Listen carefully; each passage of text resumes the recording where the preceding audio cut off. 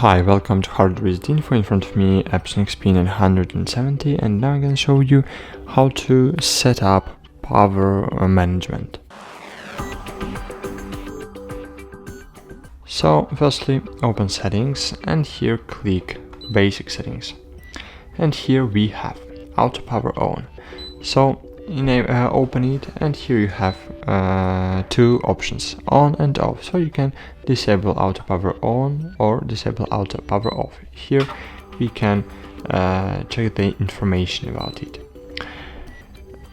Okay, scroll down, and here we have power off settings. Here we have here we can enable power off if inactive, for example.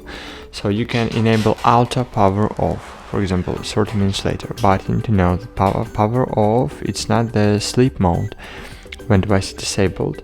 So, and if you will send the job for printer while it's disabled, so it will not wake up and start to print your documents, not. But your printer in this mode will be just disabled. So, for example, I want to use it after 12 hours. Okay. And here, as you can see, we have power off if disconnected.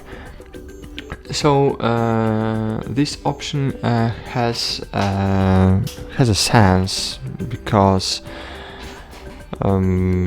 because when it disabled, so when your printer don't have the Wi-Fi connection, so maybe you can't print something using this printer. But if you have wired connection, so it's very good idea to disable this feature. Go back. Here we have sleep timer, and here is the normal sleep mode.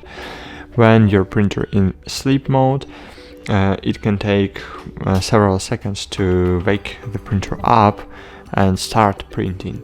So it's a very good idea to enable, for example, for 5 minutes to save your power.